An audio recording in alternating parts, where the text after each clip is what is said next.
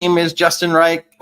Greetings, everyone. My name is Justin Reich. I'm a faculty member at MIT. Really excited to join you for the fourth in our series on media literacy. Today, we're incredibly lucky to have Dr. Francesca Tripodi. She's a faculty member at the University of North Carolina and a great scholar of how people search.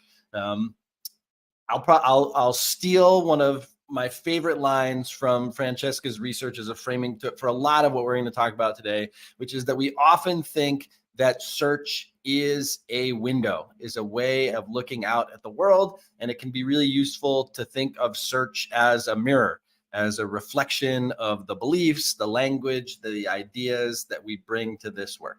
And so I'm very happy to welcome Dr. Francesca Tripodi, and you'll just have to unmute before you start talking there. Fantastic. I don't know how I muted myself, so thank you for the reminder. It's great to be here today. Thank you so much for having me. Francesca, how did you get started studying how people search? What got you interested in it? What was your entry point? Awesome. So it kind of started two ways. The most biggest way that it started was just through research. So I was really interested in how do people find information that they can trust when they make important political decisions. And while I was out there doing ethnographic research during the gubernatorial race of 2017 in the state of Virginia, I was talking to people as they exited the primaries. And I just asked them very simply, how did you decide who to vote for? And in my brain, I thought the number one response was going to be Facebook, because at the time, there was a lot of theory that Facebook was driving how people make decisions. But the number one answer uniformly was Google. And when I asked people, like, what does that mean? They had no idea how to respond to that. And I thought that was extremely fascinating. So wait, will you role play one of these whole conversations for us? So absolutely, it's one of my favorite. You're standing outside. In the U.S., we often vote in like schools and other municipal buildings. So you're standing outside a school in some town in Virginia. People have just gone into a primary to vote. They're walking out, and it's not that you're out there. You might not actually be the only person out there, because there are news agencies that do what we call exit polls, which is asking people questions about how they vote as they walk out. It's not, what you're doing is not completely awkward. No, not at all. Not at all. Yeah, so and I wasn't even actually asking who they voted for, which is different than an exit poll. I was, and also I went to 5 different locations of these over the course of the primary. So like I went to a school, I went to, a city hall. I went to like a gymnasium. I was at a church. I was at all these different places, standing outside. People are walking out, and I say, "Excuse me, can you tell me a little bit of how you found out about the information that you voted for today?" And a couple people responded and said, "Oh, well, I vote down the party line." And I said, "Well, that makes sense, but this is a primary, and assumably, I'm assuming there's a couple people that are, in your party line. How did you vote today?" And we should probably just make totally clear to people, in the United States, there are 2 big political parties, Democrats and Republicans. In the actual election, in almost every case, one Democrat, one's against one Republican. And the institution that we have to elect people to those positions are primaries. And so all the Democrats get together and they say, these are our 4 or 5 candidates that are running for the Democratic slot for governor. And these are the 4 or 5 people who are running for the Republican slot for governor. Usually the primaries happen at the same place at the same time. So you sort of walk into the school and you say, please give me the Democratic primary ballot, or please give me the Republican primary ballot. So the people that are walking out of this might be either Democrats or Republicans. But yeah, it's a weird answer for someone to say, I vote the party line, because like you can't vote the party line here. You can't in a primary. It's like 4 or 5 candidates. Right. And so then I said, yeah, but that doesn't work for this situation. So how did you find information that you can trust? And they were like, oh, Google. And I said, what does that mean? And they were like, many people responded to me like I didn't know what Google was. In fact, my favorite answer was this older woman. I would imagine she's in her probably late 60s. And she looked at me and she's like, well, and then she used her fingers to pretend like she was typing. She's like, I open up a browser and then I type into Google. And I was like, okay, but then what?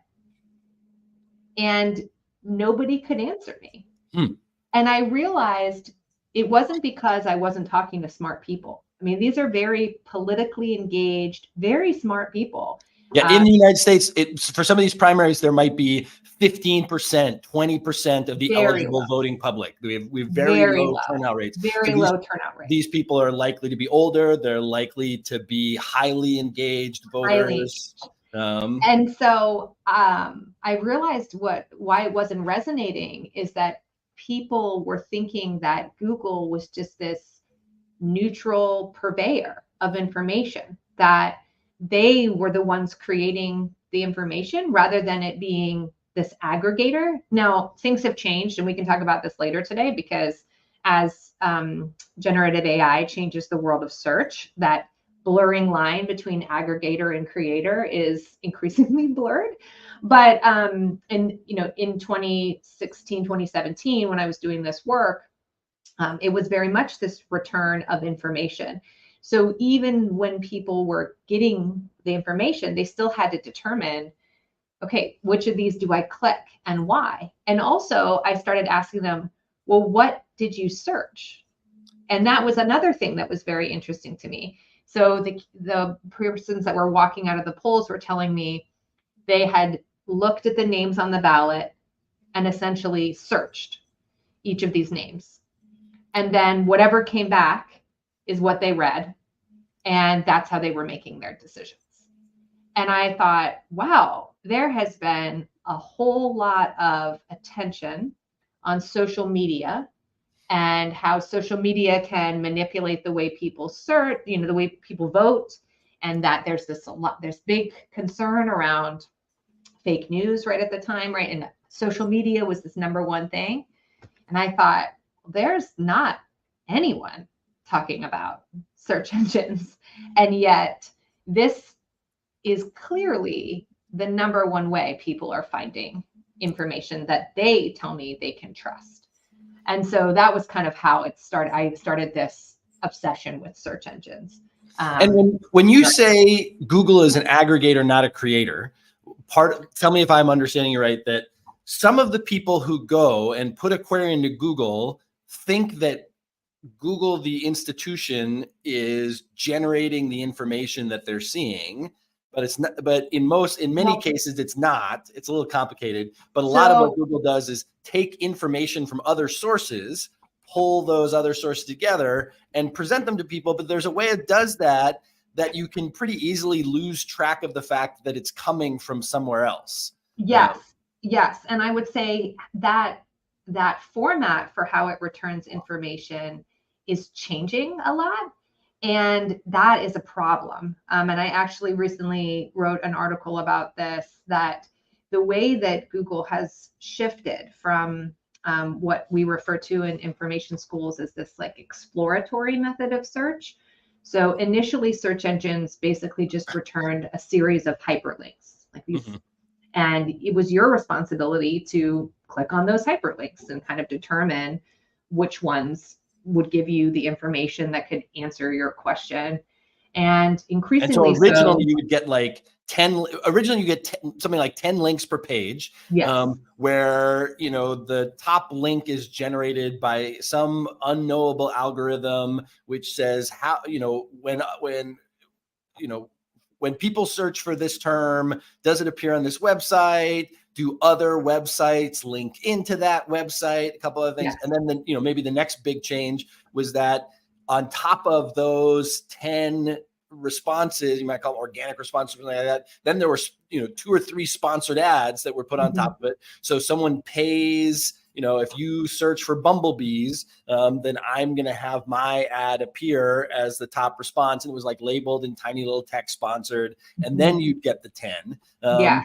But it was still Google just giving you links to other places. And then we went into this different phase, which you're about to describe.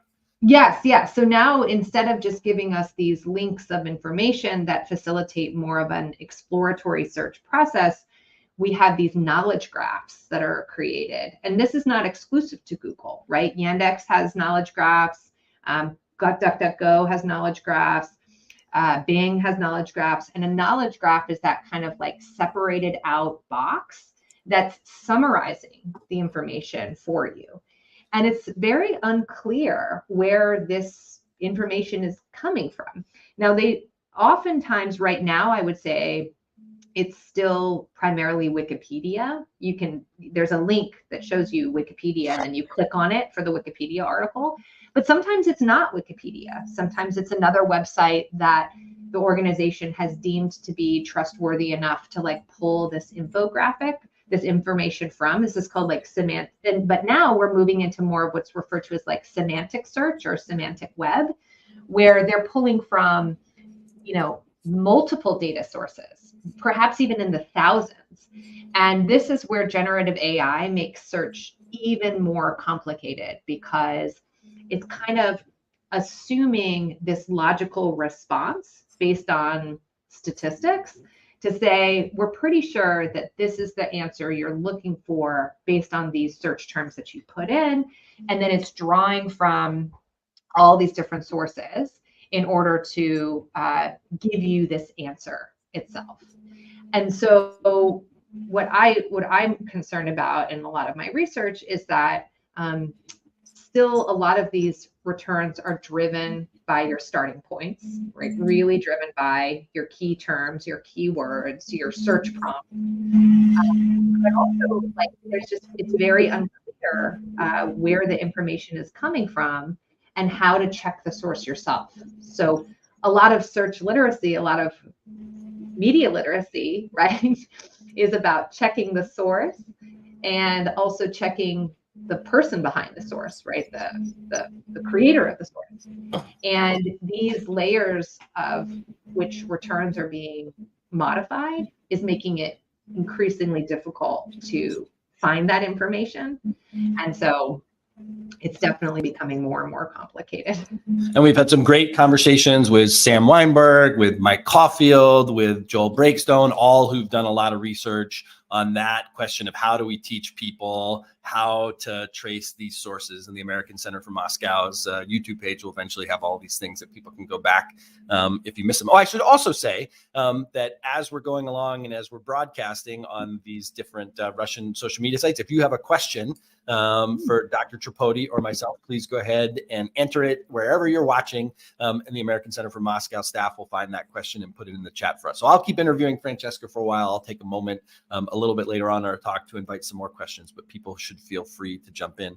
I want to talk about those starting points, but one other thing which always seems really important to me, and I'd love to hear you reflect on this, is this idea that one of the challenges of search literacy is that there are certain kinds of questions that we ask Google a lot or other search engines, which they're really good at answering in a way that you just don't have to question. Like if I ask it what time it is, if I ask it to do a time zone change, like what time is it in Moscow right now, if I ask it what the weather is in my hometown or the weather in another place, it's just always right. I don't know where that information comes from. I don't know if they go like to the weather directly to the National Weather Service. I don't know if they keep their own clocks or they consult, some international time standard. And I don't care because it has never been wrong. And like it is always a reliable, instant source of information for me.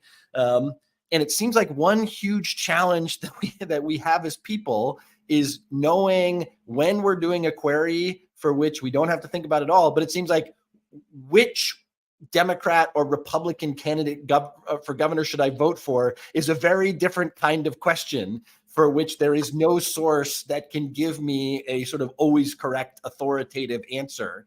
And so, but it's the exact same interface. It's not like Google like flashes a bunch of lights being like you can trust this one. Nope, you shouldn't trust this. Like this is just like a bunch of random people's opinions on the internet. I don't know, how do you think about that challenge of Google being so seductively, perfectly, instantly right sometimes, or right in the sense of providing the universally correct answer to a query I have compared with just finding a bunch of stuff that people put on the internet?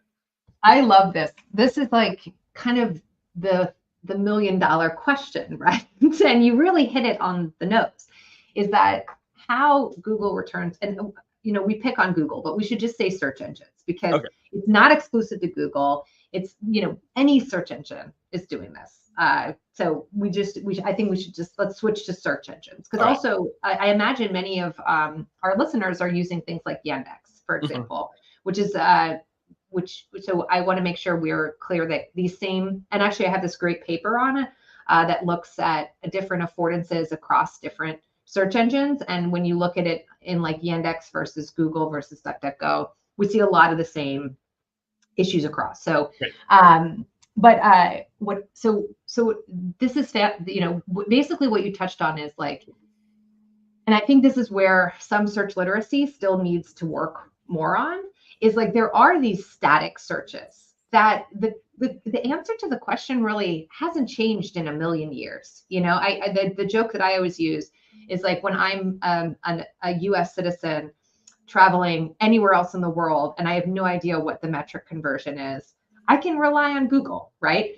And I think that that's sort of like a calculator. I don't want to be so technological deterministic to say like, we can't use any of these technologies because, we have to question everything. When I use a calculator, I'm not like, I wonder if, this derivative is actually true. I should consult another calculator. No, right? So there are these answers to these questions that are very static searches.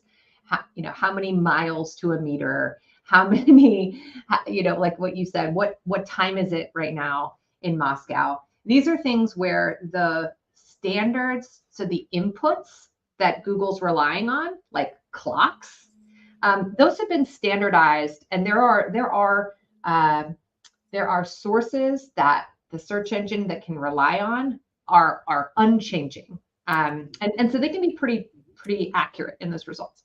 But you're right, like the exact same return interface intersects with, I refer to these as deep stories.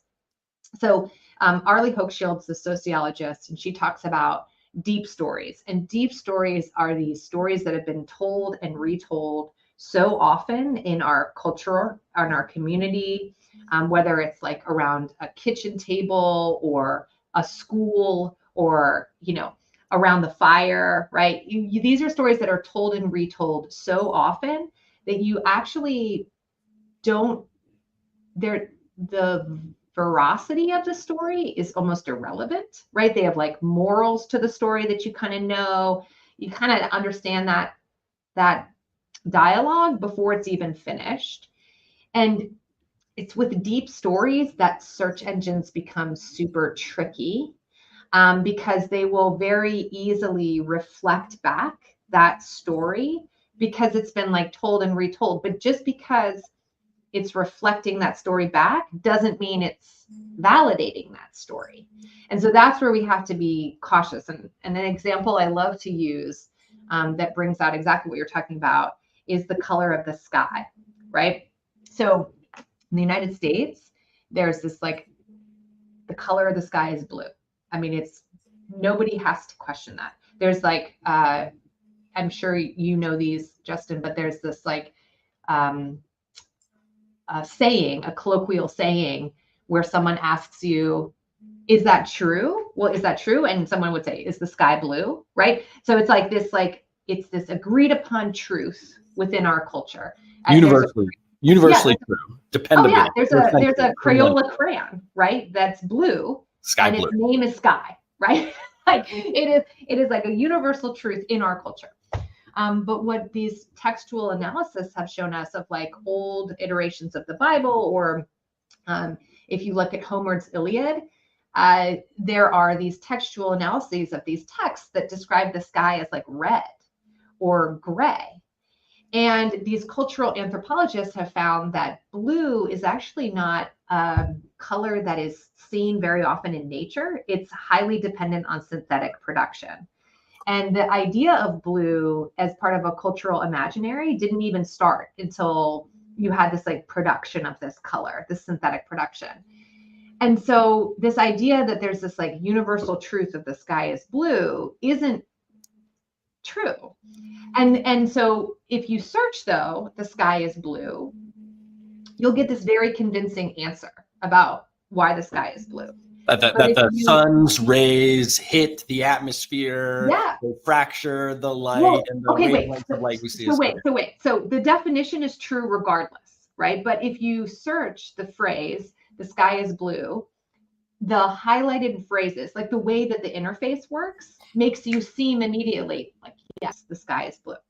But if you search the sky is not blue, you're changing the words of the search query. We're going to put in the sky is not blue. Not blue. Now, caveat, there's apparently some like random indie band that has created a song called The Sky is Not Blue. And through my various talks throughout the United States in the last few years, I think I've inadvertently like bolstered their listening or something. So that might be one of your first returns. But you also see in the information the different bolded words, right, that are reiterating your claim, the sky is not blue. Now, fascinatingly enough, if you click on the information and you read those websites, they're telling you the same thing, which is what you said, that the color of the sky is completely dependent on the levels of pollution in the air, the way the refractals of the sun hit our eyes, and just like that, our vision sees blue, right?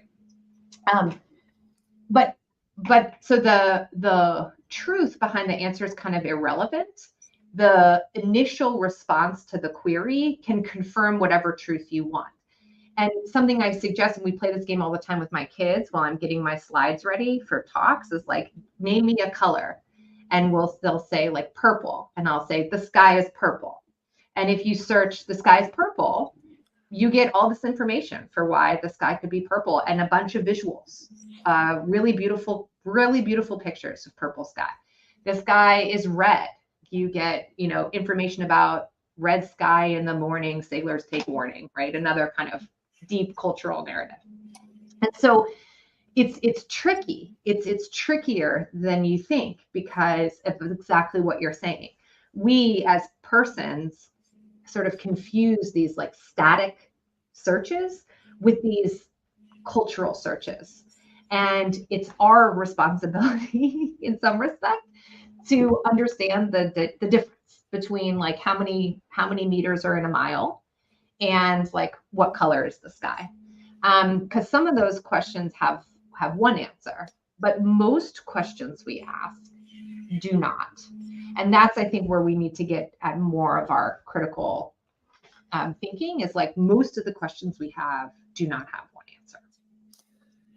And one thing there is, it seems like the search queries that we're doing are not likely to pull up a response which says like, hey, reader, the color of the sky is complicated. Like, it's culturally determined. It's changed over time. It reflects our values. We just get these simpler answers that confirm. Now, the sky is blue is not that relevant, but you and I worked on a project where we were studying how people search in contemporary times. And we had the good fortune to have you go do a project in Montana. Montana is a very rural part of the United States. Like a lot of parts of the United States, it has people with really different political beliefs on topics. And you shared with us some research about how this kind of like sky is blue, sky is not blue, how the language that we chooses can determine our results.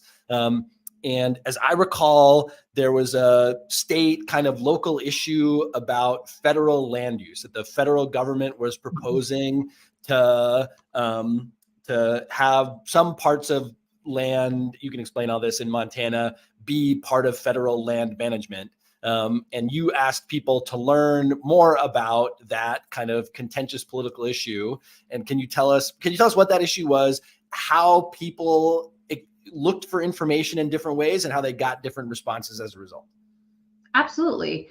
So I would say part of this, what was also interesting about this specific prompt, is there had been a very concerted kind of misinformation campaign around this topic in particular in the state of Montana. And a community member had decided they did not want this preservation to take place. And they had started a very clear effort to undermine this initiative. And a lot of what they were using to back it was not factually accurate. But what was interesting is that this campaign had attached itself to that deep story. So within the state of Montana, by interviewing kind of some of the ranchers in the area, I found out that there's this deep story among the ranching community that is very wary of any kind of government intervention, because it often means that the land they use to ranch or farm might be more taxed, or might even, in some situations, there's this very big concern, could be taken away from them. That the federal government periodically goes and it creates national forests, it creates national parks, and that kind of land might be regulated differently than state land and other kind of land. And to be clear, I mean, I think this is a good example of saying, when we say deep story, we don't mean myth. We don't mean it's not true. It's what you mean here is it's something that's like very deeply believed, that generations of ranchers would have told their children, you got to be careful about the federal government because they take land that we can use. And maybe that's true, maybe that's not true, maybe it's good, maybe it's not good, and those things don't matter because they're deeply believed. They don't matter because in this segment of the community, those are very deeply believed.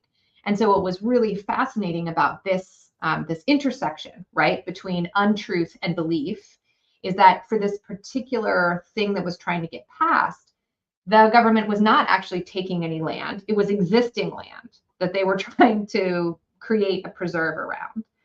But the campaign had activated that fear and said, if we pass this, the government's going to take all this land from you, the ranchers, and create this preserve.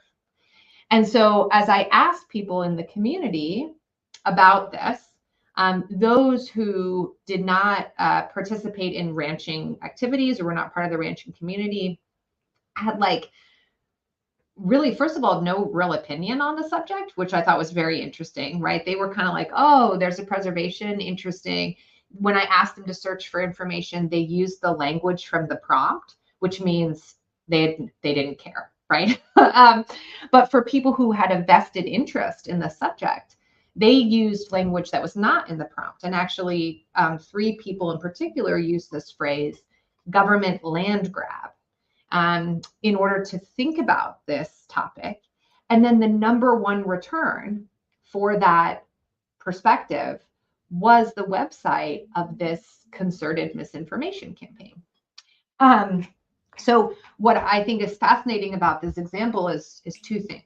One, the starting point of the searcher really is going to drive the information returned. So search engines are corporate entities. Their goal is to return the most relevant information possible so that you keep using the service. If Google was constantly giving you information like, hey, the sky is complicated, the color of the sky is complicated, you'd be like, I'm not here for existential reasons, right? Like, I'm here to know. I want a pretty picture of a blue sky, right? Yeah, I'm here to win this bet. I don't have time for this discussion. And so one, it shows like the power of the input, but it also shows kind of these corporate and political interests can collide with these search terms. And so there are, through search engine optimization, SEO, which advertisers and companies have been using for years, politicians are also very mindful of how these terms can drive returns and create content around these terms, tag their websites around these terms, in order to really elevate that information to the top. And you don't need kind of some sophisticated computer science degree to do this, right? This is literally just putting it in your headline, and writing about it as part of your content. And so I love that example because it, one, shows how the way people see the world really shapes their returns, but also how those returns can be complicated by corporate and political interests. Yeah, that there were some people who, when they were when they were trying to learn about this preservation effort, would call it a preservation effort or federal land shift, or, and that gets you one set of returns and one set of information.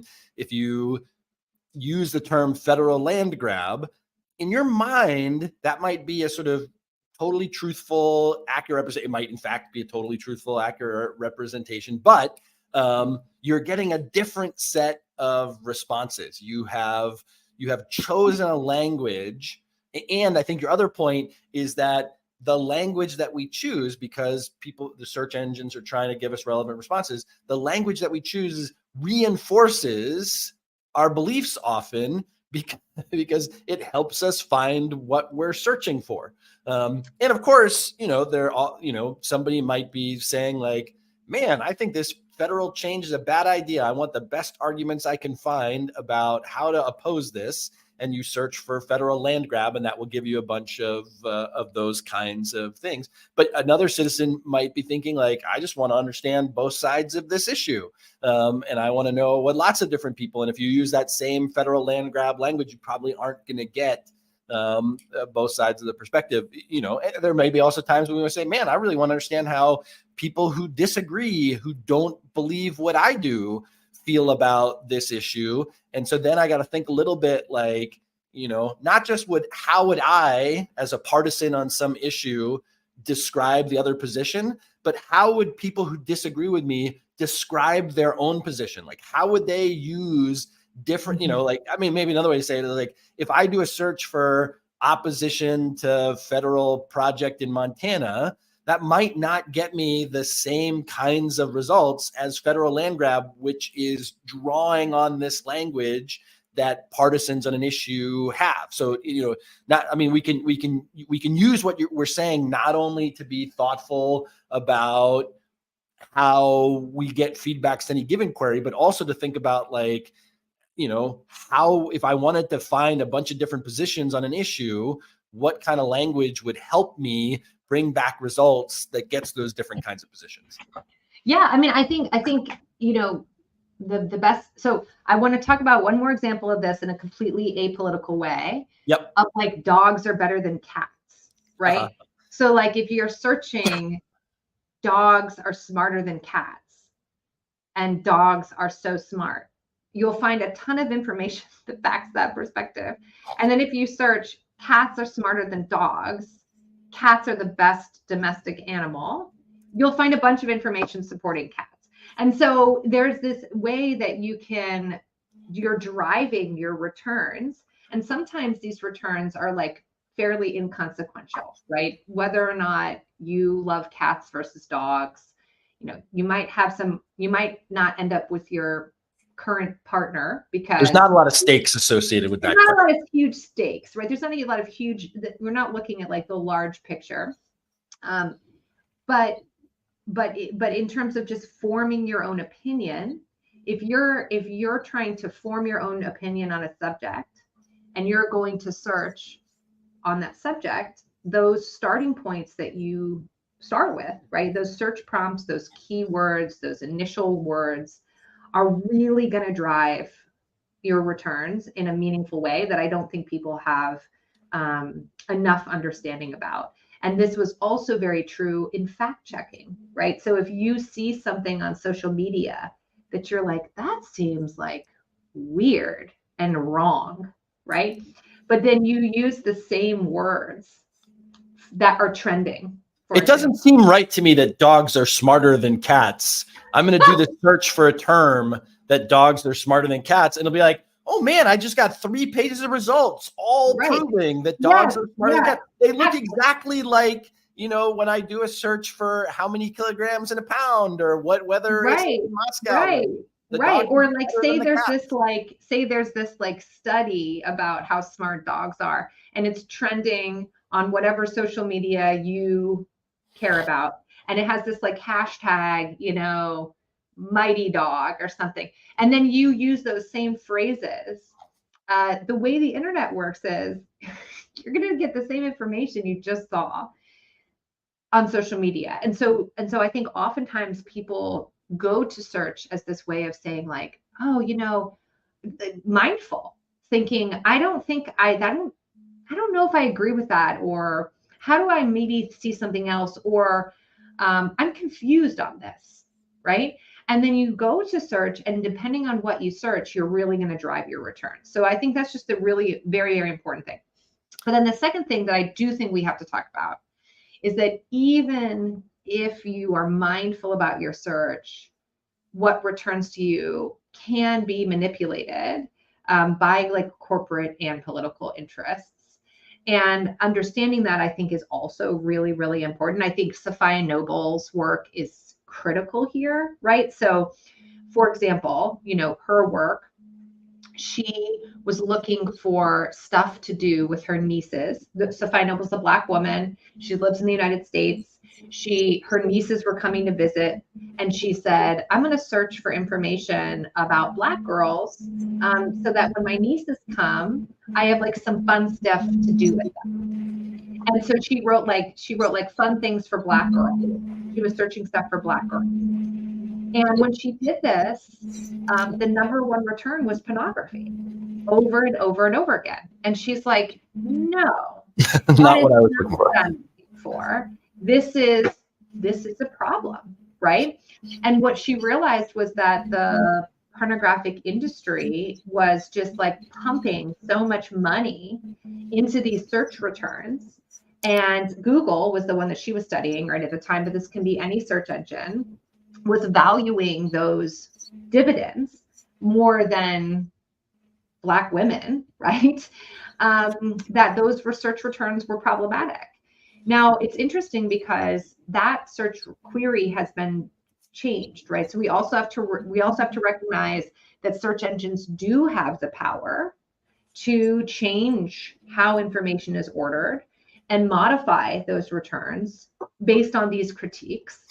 But I just reviewed this really amazing paper that shows that even though the returns for Black girls has been quote unquote fixed, if you do things like search for Asian girls or Russian girls, the return is still very much dominated by the pornographic industry or like mail order bride industry. And so that, what I think that really teaches us is that even when we start with a starting point that is neutral-ish or something that we're trying to explore, we do have to be very mindful of the fact that search engines are corporations, and that ultimately, like, how they order information and how they return information to us is highly connected to profit. And so that's different, right, than going to a library, for example, in the United States, or it's different. And so understanding that connection, I think, is the other really, really critical part that I want. It's a mirror for sure, but also remember who's behind that mirror in some respect. That's like the Wizard of Oz, right? Pay no attention to the man behind the curtain, but there is a person behind the curtain, and we do need to kind of pay attention to that. So there are some specific strategies that you've studied that political and corporate interests use to try to get people to find their ideas and their information on the internet. Your last book was called The Propagandist's Playbook, and you were trying to sort of describe how do corporate interests, how do political interests make people read what they want to read on the internet, think what they want to think by giving them information on the internet. What are some of the most prominent strategies that we as citizens of the internet should be aware of? I mean, I think the biggest one is it's connected to this concept called data voids. So when little to nothing exists online around a certain topic, it's really easy to dominate search returns or dominate the narrative around that topic. And this is also really connected to search engine optimization or SEO. But if like an information landscape is really saturated around different concepts or different ideas, you don't want to talk about the same words, because getting to the top of that information is going to be really, really hard. And so political strategists, and this is also an example I often use is like connected to potato chips, right? So in the United States, Lay's potato chips are like the #1 potato chip. They've been around forever. And if I'm trying to create information about my new potato chip or potato chips in general, I can't use the phrase Lay's, because if I do and people search for it, trying to get to the top of that. All the results will be like the Lay's website, will be like long established potato chip review. I mean, seriously, you've got like corporate potato chip interest going on. Right. Yeah. So you got to be really, really mindful. So it's like, I'm not going to put out a bunch of information about that. What I want to do is try to think like maybe there's some additive in a potato chip that they use that has like very little information about it. Oh, great. Hydro 8 chloro 6, right? Who knows? I'm going to create a bunch of information about this in this term. I'm going to create a website about it. I'm going to create all these news articles about it. And then I'm going to have my friends make YouTube videos about this term. I'm going to go on to a bunch of different podcasts about the glutathione controversy or something like that. And the key is picking a word that nobody else has used. There's a void. There's an absence of information about this specific term or phrase. And so when I start generating a bunch of content about this word or phrase, it's competing against nothing. It's not competing against Lay's potato chips. It's competing against, an empty website. An empty website. And so you kind of attach it, but then also you want to attach it to a deep story, right? So what I find is that by understanding the importance of these narratives, by understanding like if you want something to stick, you have to connect it to something people already kind of know. You have to create a narrative around a word or phrase that's really unique. And then what I describe in my book is you activate this IKEA effect of misinformation. So the IKEA effect, well, first of all, it started by business scholars. So IKEA is this brand started in Sweden, right? And it's a do-it-yourself furniture. And these business scholars found that when people put together furniture themselves, they value it more than a similar piece of furniture. And they did it in a couple ways, right? They looked at like a survey of it. They looked at how people tried to resell their furniture on these like used furniture websites where they're valuing this like desk from IKEA as like more than what they actually paid for it because they did the work to put it together. Their time, right? Time spent. And what I argue is that people trying to spread propaganda or spread false narratives are really good at activating this IKEA effect. So they'll say, Justin, come on my podcast. Let's talk about this hydroxychloro. Oh no, sorry. Let's talk about what is it called? What was the made up potato chip we said? My made-up additive was like gluten sodiumate or something like that. Sodiumate, yeah. Let's talk about gluten sodiumate, and let's talk about why it's such a bad thing.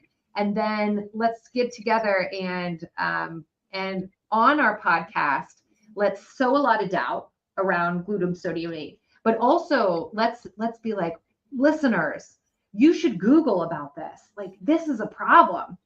And if you go on these shows and you listen to the shows, they're often calling on their audiences to do their own research. But they're telling them to do their own research about these very specific concepts, which don't have very much information tied to them, and which more often than not, the information tied to them has been created by the person telling them to like not trust them and to go and just do their own research.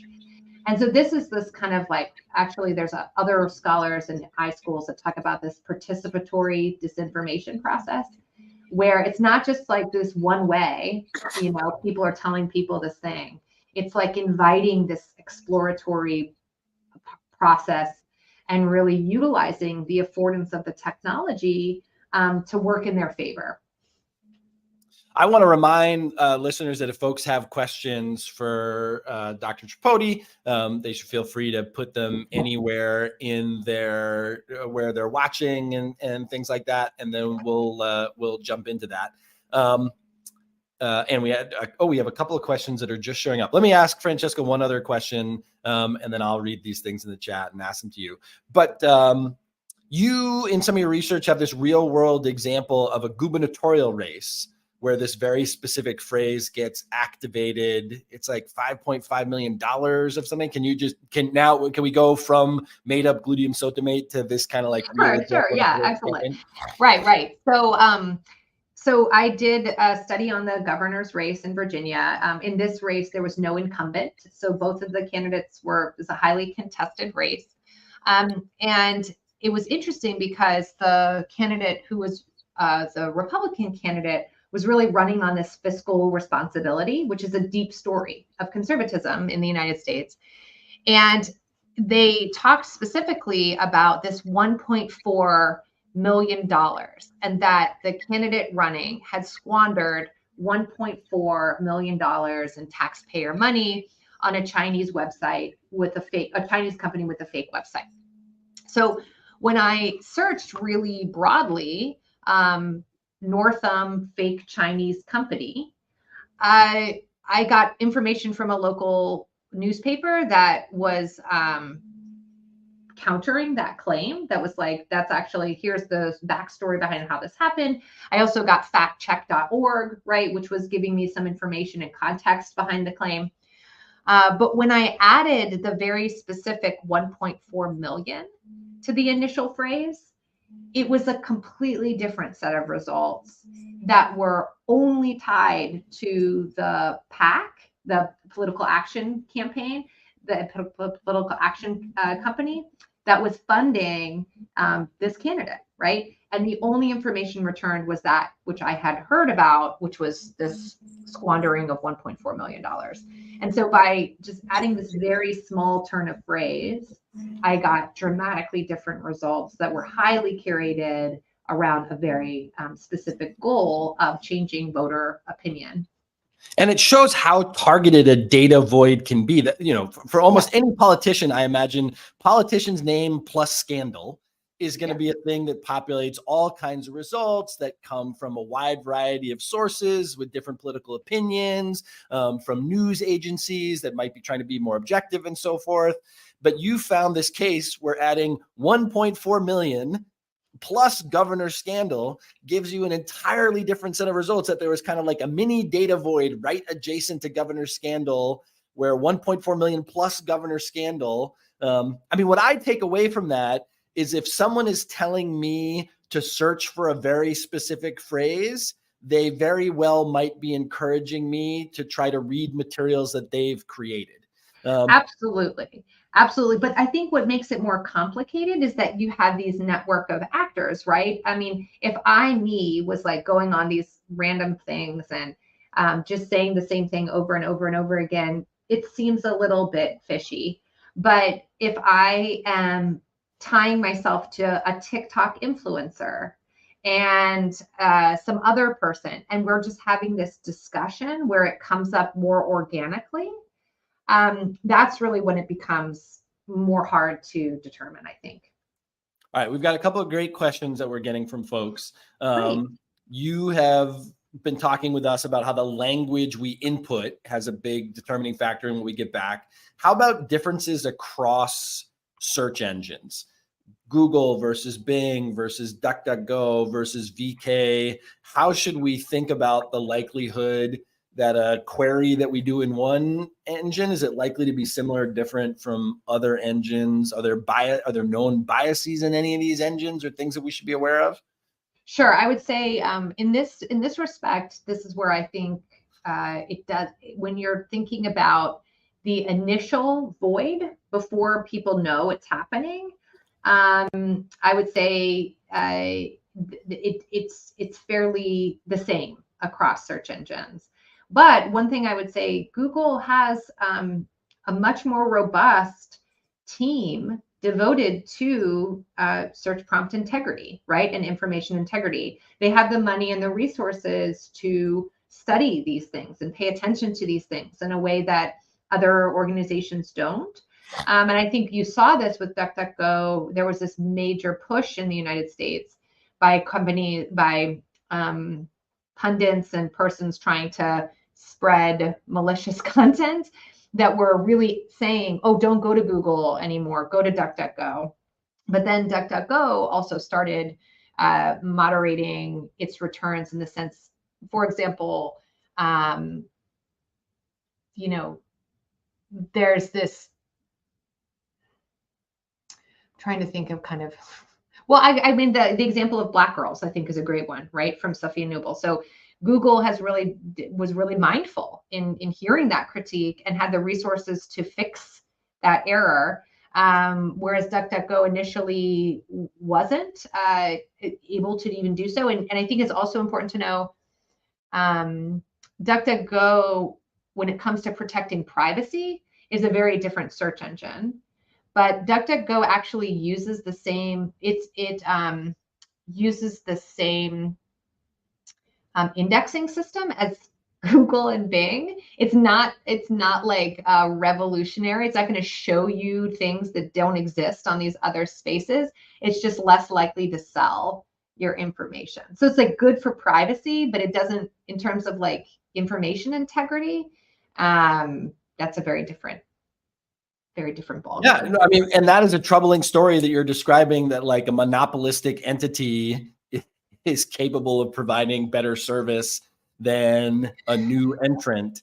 I mean, definitely, yeah. But that's helpful. That actually there might be cases where people tell you to switch to a search engine because it's better, but it actually might be because it's worse, because it's not doing some of the kind of search integrity things that you'd want it to do. The disinformation actors who are happy with lower levels of search integrity effort might be pointing you to search engines with lower funding for that. With lower funding, and you can kind of see that happening with some of these more bombastic figures in particular. I think this question tees up what I wanted to talk with you about last, and I think it's great. I want to read exactly the way it's phrased. What do you think of the quote, bolded result quote feature that Google and other search engines have adopted in the past few years? In my experience, these results can be hit or miss in terms of accuracy. Do you envision a future where this feature could be refined in order to be more reliable, or is deeper research always going to be necessary? Mm-hmm. And I think what the questioner means by bolded result is what you earlier described as a knowledge graph. But it's basically a search result which is not presented as a hyperlink with a summary of the information at that hyperlink. It's information that's presented sometimes sometimes entirely devoid of a link to some other source, and sometimes where like the information is really highlighted and then the link is in kind of a tiny corner. What are your thoughts on the quality of that information? And then I think you are also starting to say that new generative AI tools might really change very rapidly in the next couple of months, years, what we start seeing from search engines. Yeah, absolutely. So I think though, I do think the bolded result is different than the knowledge graph. So I can talk about both. I just to make sure that the questioner does get, the bolded result is even when there are just these small summaries of the website, and that's always been the case, the bolded result is just your keyword. So whatever you searched, the words that you searched are going to be bolded in your returns. And I do think that's really important. I don't think people realize that what's being bolded is literally what you started with. They are not bolding key information. What they're highlighting to you visually is the words you started with, to be like, see, the words you started with are in this article. And so to just definitely, I think being mindful of that capability. Justin is right though. There's less of that and more of these knowledge graphs, which are pulling together aggregated answers in a way that doesn't bold it in the same way. So I do think the bolding is kind of on its way out, especially with generative AI. The problem is with generative AI, we literally have like no idea where this information is being pulled from or why it's being highlighted.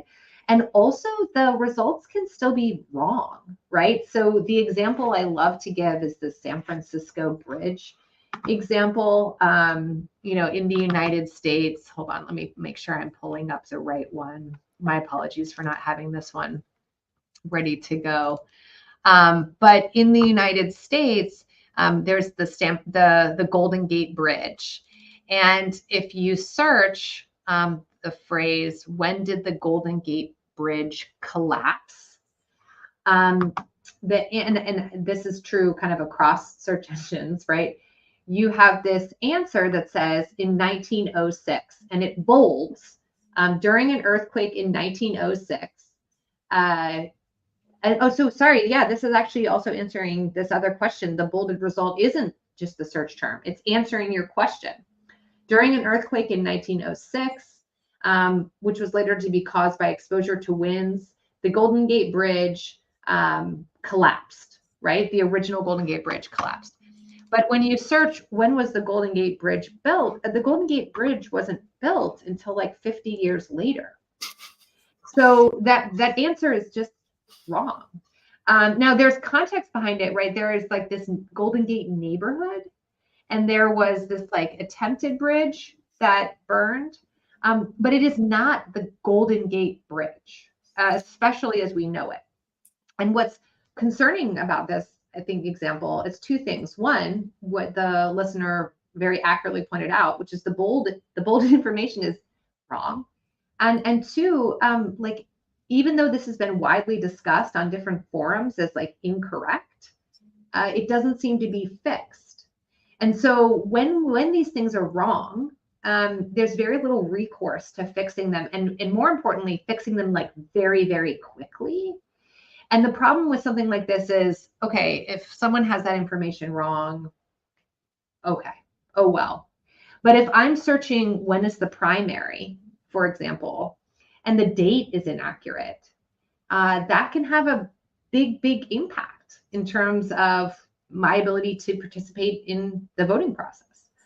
And so I think we just have to be mindful of the fact that that these systems are going to be wrong. I mean, they are going to be wrong. There's never a situation where they're always going to be accurate. And where we have to just think of is like the risk versus the reward. And I think there's also a lot of really great reward in having all this information at the tip of our fingers. How incredible that, like, I don't have to go to a library all the time when I'm like, what was that source? I don't have to drive by a store to find its hours. Amazing. You know, like I know I can search pizza and you know, the search engine knows I'm talking about pizza here and not pizza in, you know, Massachusetts, right? Yep. Like it's fascinating. But with those rewards, we just also have these risks, and just we need to be mindful of what those are. And it sounds like a big part of what you're sharing with us, if I were to summarize, is something like, when our questions have high stakes associated with them, we just need to stop. We need to slow down, and we need to think like, is anybody trying to make me search in a particular way? Maybe I should be suspicious of that. Am I choosing language which is going to give me a diversity of perspectives? If a search engine is providing me with a summary answer and that answer is really important, then I really should be trying a couple of search queries. I should be going and searching a number of different results. Like, you know, when I'm trying to do a metric conversion or check the weather, that's when I can be in like speed search mode and exactly what my query is and what the response is. That doesn't matter a lot. But the more there are stakes associated with a question that I have, that's when I need to be much more aware of all of these shortcomings that search engines have with them, and how much my own beliefs, my own ideology play into that, how much there are for high stakes topics. Political and corporate actors, they're trying to make me think particular ways about a topic, and to be more cautious and more careful. That was a great summary. Yeah. All right, and I did Absolutely. my job. I love it. And you I did love it. yours, Francesca. Thank you so much. Well, we've come to the top of the hour, so I will let Dr. Tripodi get back to her important work at the University of North Carolina. I want to thank all of you for listening to this session, for the past sessions. I want to thank the American Center from Moscow for hosting our event. It's been a real pleasure chatting with all of you, and I look forward to future conversations. Thanks so much, Dr. Tripodi. Thank you so much for having me. This is really fun.